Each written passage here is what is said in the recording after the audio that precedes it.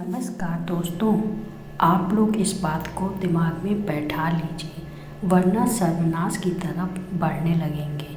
किसी भी पुरुष के जीवन में उसकी पत्नी केवल एक जीवन संगिनी नहीं होती, बल्कि उसका वास्तविक कर्म होती है।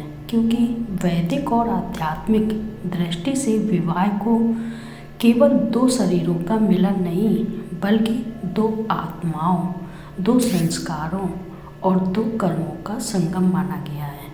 और जब पुरुष विवाह करता है तो उसकी पत्नी उसके जीवन के हर सुख दुख, उतार चढ़ाव और फलित कर्मों की साक्षी बन जाती है।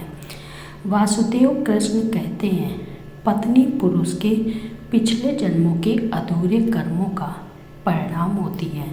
यानी वह उसी जन्म में उसके पास आती है ताकि वह दोनों मिलकर अपूर्ण कर्मों को पूर्ण कर सके। इसलिए यह कहा जाता है कि पत्नी ही वास्तव में पति का कर्म होती है। अगर पत्नी का स्वभाव सौम्य, सहयोगी और सद्गुणी है तो पुरुष का भाग्य खिल उठ सकता है, उसका हर कार्य सफल होता है और घर परिवार में शांति और समृद्धि बनी रहती है। जबकि अगर पत्नी का स्वभाव विपरीत हो तो पुरुष का जीवन निरंतर संघर्षों, क्लेशों और बाधाओं से भरा रहता है। क्योंकि यही तो कर्म का नियम है कि हमें वही परिस्थितियों और वही साथी मिलते हैं जो हमारे कर्मों के अनुरूप होते हैं। पत्नी केवल गृहिणी नहीं, बल्कि गृह लक्ष्मी कहलाती है। उसका आना या जाना पूरे घर की उन्नति या पतन तय करता है।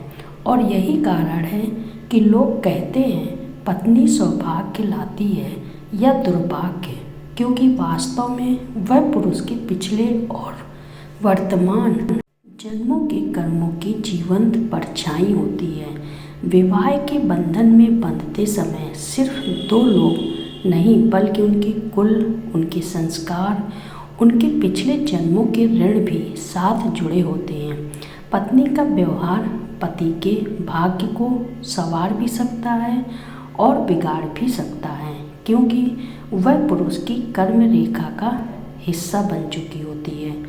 यही कारण है कि शास्त्रों में लिखा है कि यदि पत्नी धर्म परायण, संयमी और पति सहयोगिनी है तो वह पुरुष स्वर्ग के समान जीवन जीता है।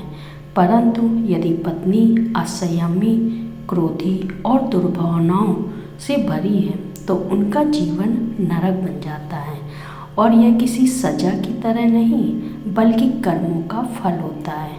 पत्नी के रूप में हमें वह साथी मिलता है जिसके साथ हमें अपने कर्मों का हिसाब चुकाना होता है।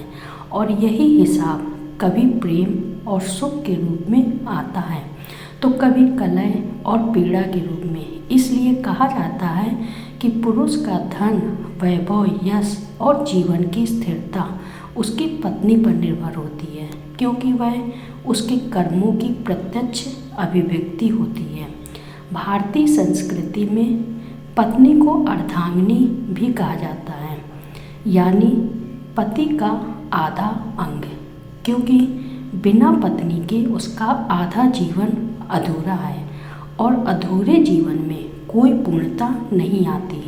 जब पति पत्नी एक साथ मिलकर अपने कर्मों को साधते हैं तो वे दोनों जीवन का वास्तविक उद्देश्य पूरा करते हैं। और जब यह पुरुष समझ लेता है कि उसकी पत्नी ही उसका कर्म है तो उसके प्रति उसका सम्मान, प्रेम, कृतज्ञता भी बढ़ जाती है, क्योंकि वही उसका कर्म है, उसके जीवन की परीक्षा और मुक्ति का मार्ग है। वीडियो अच्छा लगा हो तो लाइक करें, चैनल को सब्सक्राइब करें।